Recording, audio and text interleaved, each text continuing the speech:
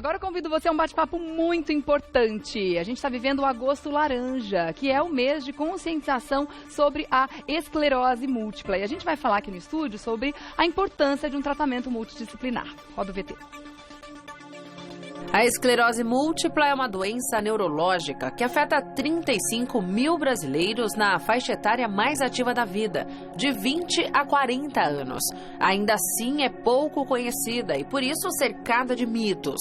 Daí a importância da conscientização promovida por entidades médicas como a Academia Brasileira de Neurologia. A falta de informação gera não só dúvidas, mas também preconceito. Para se ter uma ideia, uma pesquisa realizada pelo Instituto Datafolha com moradores do estado de São Paulo aponta que 60% dos entrevistados acreditam que a pessoa com esclerose múltipla deve parar de trabalhar. A atriz Ana Beatriz Nogueira é um exemplo de que isso não é verdade. Recentemente, ela revelou que em 2009 recebeu o diagnóstico de esclerose múltipla. Ficou preocupada, achando que não conseguiria mais atuar, mas iniciou o tratamento, decidiu falar publicamente sobre o assunto e está na ativa, brilhando, seja como vilã ou arrancando risadas do público com seu talento para a comédia. No Revista da Cidade, vamos entender como o paciente e familiares reagem diante da revelação da doença e de como enfrentar os desafios para seguir em frente. Vamos conversar sobre esse assunto com três queridas que estão com a gente aqui no estúdio hoje. Ana Maria Canzonieri, que é psicóloga e pesquisadora da ABEM. Seja bem-vinda. Tudo bem? Também estou recebendo a Wanda Regina Tubertini. Tudo bem, Wanda? Tudo bem. Seja bem-vinda também. E a Viviane Gargel Calderano. Tudo bem? Tudo bem. Todas queridas e bem-vindas aqui também para contar suas experiências, né? Na convivência, no dia a dia, né? Com a doença. Até porque são muitas as questões que precisam ser desmistificadas ainda, né? Com relação à esclerose múltipla. Sim. Uma delas é com relação à qualidade de vida, né? A gente viu no VT que muitas pessoas acreditam que um diagnóstico como esse para a vida da pessoa completamente e ela tem que, enfim, deixar trabalho, deixar situações que está acostumada a viver cotidianamente para viver exclusivamente em função da doença. Isso é um pensamento completamente errado, né? Sim, extremamente errôneo. A qualidade de vida, ela é fundamental, inclusive quando você recebe o diagnóstico de esclerose múltipla, para reorganizar como você vivencia cada momento da sua vida, do seu trabalho, da sua relação, e não parar tudo isso. Pelo contrário, é uma reanálise para redimensionar horários, atividades em função de sentir ou não uma fadiga, de sentir ou não um desequilíbrio, então buscar outras opções para trabalhar, para poder fazer o mesmo percurso, mas jamais parar.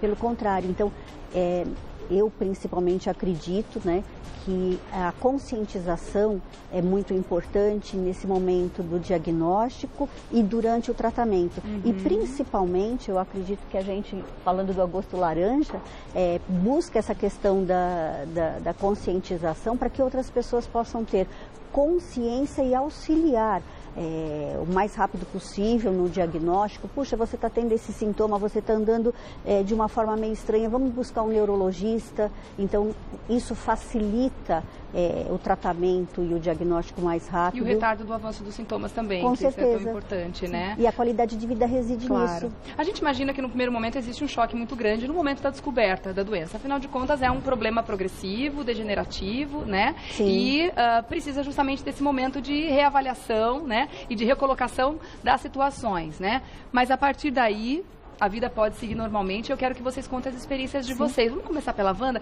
Você já convive com a doença há 20 anos, né? Sim, há 20 anos. E o que mudou de lá pra cá? Muitas coisas mudaram, né?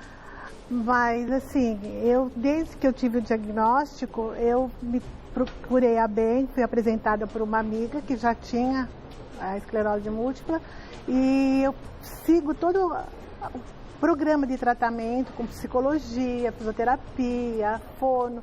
Então, eu tendo um olhar para o meu estado físico, isso me ajuda a ter muita qualidade de vida. Eu tenho uma qualidade de vida, assim, eu dirijo, eu cozinho, eu cuido da casa, eu faço as compras.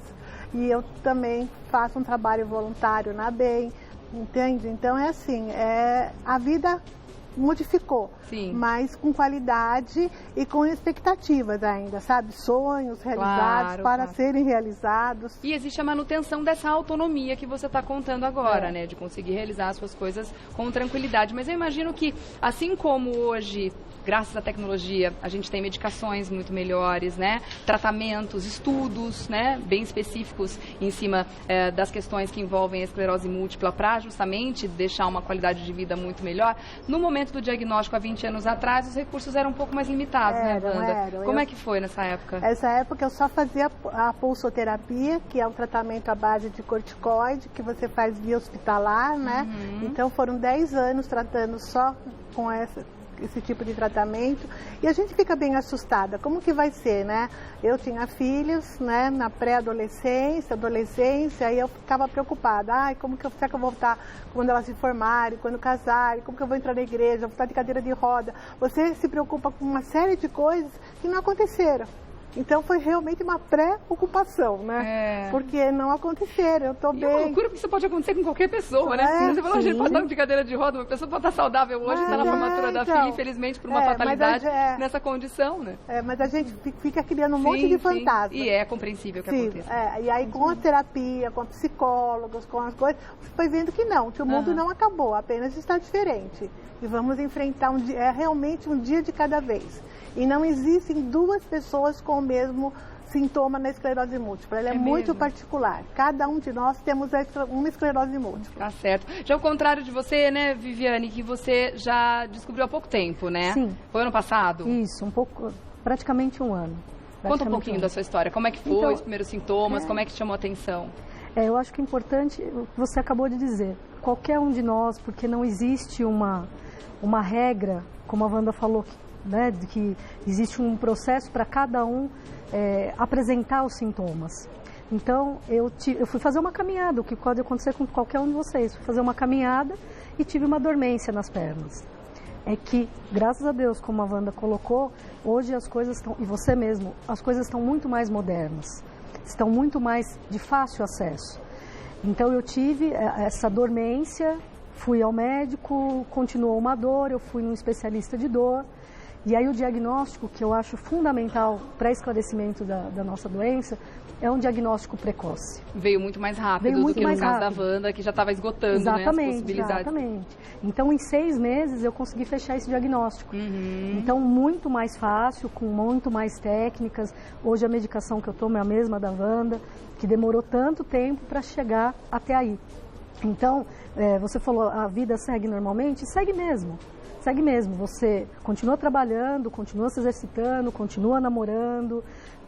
É o que a Wanda falou, a vida, ela só tem que ser olhada de uma outra ótica. Tem que ser reavaliado. Ser reavaliado, como a Ana colocou.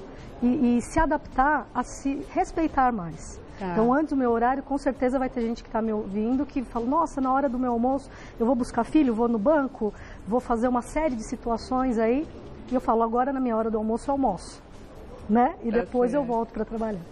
Tá bom, pode falar. Você percebe a importância da conscientização? É isso que a Viviane acabou de dizer, né? Ela foi diagnosticada o ano passado.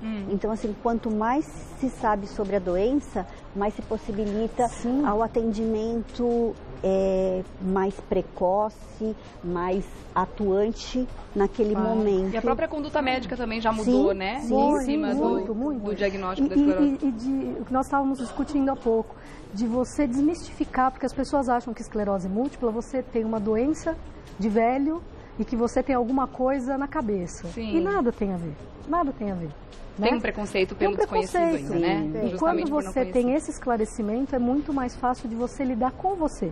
A gente vai falar sobre isso também, que é o preconceito em cima da doença, também já, mas eu quero chamar umas imagens bem interessantes de um documentário, né? É um VTzinho, né? Que mostra, inclusive, alguns depoimentos e esclarece bastante a respeito do assunto. Pode rodar. O universo é mente. Tudo está no plano mental, né? O ego, quando você está doente, ele enfraquece. Todo dia, quando eu acordo, eu acho que eu não vou conseguir. Estou há 1 mês e 1 semana sem medicação. Eu acho muita injustiça. Não, eu falei, acabou tudo. Vou virar um vegetal. A doença toma todo o tempo. Quando criança, eu sonhava em ser médico. Eu lido com sofrimento o tempo todo, né? Nunca sonhei em ter esclerose múltipla. Eu quis por muito tempo fazer uma faculdade de medicina. Quis ser médica desde os 9 anos de idade. Eu sou muito grata aos médicos que conseguiram me ajudar. No seu cérebro tem esclerose múltipla. Falei, como é que é? Eu só perguntei se eu podia ser mãe. Eu pego aquele nenenzinho ali com uma alegria muito grande. A minha esposa faleceu num transplante cardíaco. Eu tive motivações para continuar. Não sei como eu venci. Eu ficava me imaginando numa bicicletinha. Você se determinar e não se deixar vencer pela doença. Sinto muita falta de correr. Isso era uma das melhores coisas do mundo. Mas não pode deixar de lutar, né? Nossa, eu já arrepiei só de ver esse trailer, né? Esse pedacinho, esse teaser. Imagina só no dia da exibição. Então fica um convite para você também, querendo mais informações, acompanhe esse documentário que vai ser exibido no dia 30 de agosto. A BEM vai realizar um evento em prol do Dia da Conscientização sobre a Esclerose Múltipla. Nesse dia vai acontecer a estreia desse documentário que a gente mostrou aí, que é o Diário de Liduína, que conta a história de vários pacientes com esclerose múltipla e também uma peça teatral, O Mágico de Oz, onde os pacientes da BEM interpretam os principais personagens da trama. O evento é gratuito, não dá para perder. Para participar, você confirma sua presença no site da ABEM, tá? abem.org.br, ABEM com M, tá? abem.org.br. Dia 30 de agosto, às 7 horas da noite, na rua Tabapuã, 445, Itaim Bibi, aqui em São Paulo. Vamos continuar conversando sobre a esclerose múltipla e a gente estava falando também sobre a importância do tratamento ser multidisciplinar, né? Porque muito além da parte física, quanto melhor psicologicamente falando o paciente ou a paciente estiver, o resultado, o tratamento e a evolução do paciente é muito melhor, não é, Ana? Sim. Quando nós adoecemos, não é só um acometimento físico, porque você tem além desse adoecimento, você tem as questões psicológicas, como lidar com o adoecimento, como lidar com o enfrentamento da doença daqui para frente. E o contexto familiar também está envolvido. Pois é, quais são as estratégias que você vai ter que usar, o recurso interno que demanda em função dessa necessidade. Eu tenho que me colocar profissionalmente, eu tenho que me colocar pessoalmente, relacionalmente, e agora? E é muito importante esse suporte psicológico, por quê? Porque a pessoa não pode se transformar na doença. Ela é um ser humano que adoeceu e não uma pessoa, uma doença que tomou conta dessa pessoa. Então é muito importante esse amparo psicológico e a equipe multidisciplinar. Porque, por exemplo, às vezes se tem um comprometimento mais em termos de equilíbrio.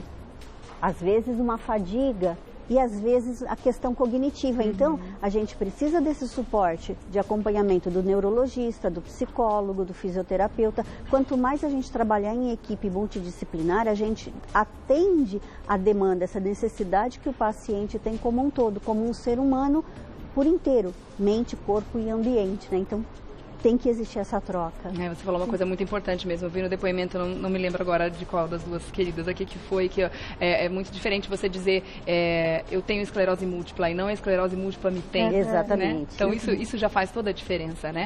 Para que você se fortaleça ainda mais em frente, né, às questões aí. Vamos falar sobre outra questão muito importante a respeito da esclerose múltipla, que é o preconceito. Que até na história da Wanda, imagino que a Viviane, não sei se já vivenciou alguma questão que envolve, né, o desconhecimento da doença, né, no dia a dia, no trato com as pessoas, enfim. Mas a Wanda tem uma história para contar muito difícil, que eu imagino que muita gente já viveu isso também, né, com relação a trabalho, principalmente. O que aconteceu, Wanda? Eu trabalhava numa escola e lidava com a pré-escola, onde eu fazia a inclusão, né, de algumas crianças com deficiência junto com as crianças ditas normais. E a direção da escola, assim que soube do diagnóstico, eu tive que fazer o primeiro tratamento, ficar internada, coisa. A direção ficou muito assustada e sugeriu que realmente eu me afastasse, porque ela não sabia como ia ser o meu quadro clínico e como ia ser também a minha parte cognitiva, se eu ia conseguir, né? E aí realmente eu comecei a providenciar isso, mas é um baque, né? Porque você está numa idade produtiva, que você tem condição de trabalhar, mas fisicamente eu me senti assim totalmente tolhida. Claro, não tenho dúvida. Isso foi há mais de uma década atrás, né? Foram há 20 anos atrás. Foi há 20 anos e a gente vê que você está em condições perfeitas para estar no mercado até hoje. Então, o preconceito barrando a vida normal que a pessoa pode levar, Pode levar. Mas isso realmente, aí entrou a psicologia, que trabalhou esse lado, me deixou bem. E aí o que eu faço? Hoje eu faço trabalhos voluntários, onde eu posso fazer o meu horário, minhas condições, respeitando a nossa fadiga, que é uma coisa muito presente. Com relação aos sintomas iniciais, a gente tem vários sintomas que podem ser o primeiro passo para o diagnóstico. É importante deixar para a gente finalizar o assunto, deixar esse recado para que as pessoas não ignorem algum tipo de dor ou de condição persistente, porque, claro, como a gente viu aqui, quanto antes o diagnóstico acontecer, melhor, né, Ana? Sim, é fundamental perceber determinados deslizes no andar, então dificuldade para andar, às vezes tropeçar, concomitantemente, está andando, tropeça, tem tontura, perde o equilíbrio, visão dupla, fadiga ao extremo, não consegue fazer as coisas, precisa parar, está muito cansada, dormências.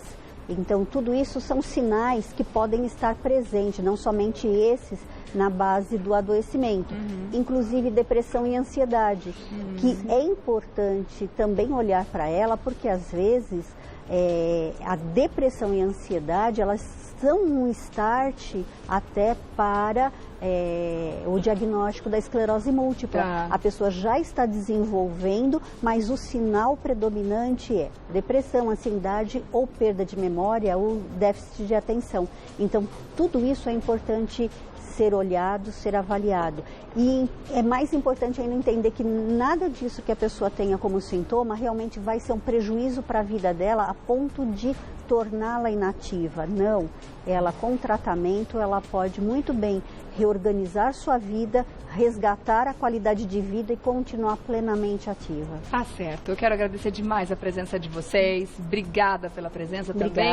E parabéns, né, pela história. E vocês estarem principalmente compartilhando isso, encorajando tantas pessoas e levando essa mensagem de não preconceito. Vamos conhecer mais, porque o preconceito acontece muito mais quando a gente desconhece o assunto. Sim. Por isso é tão importante a gente falar sobre isso. Muito obrigada, viu, gente? Quero agradecer, então, a Ana Maria Calzonieri, que é psicóloga e pesquisadora da ABEM. Deixar o serviço aqui mais uma vez, tá? Inclusive para você que quer participar e vai participar no dia 30, né? Daquela exibição do documentário maravilhoso, abem.org.br, tá? Vou agradecer também a Wanda, muito obrigada pela presença, e a Viviane, obrigada. Eu queria agradecer falando exatamente a frase que você chamou a atenção. Nós temos a doença, não é a doença que nos tem. E a partir desse momento você se vê melhor.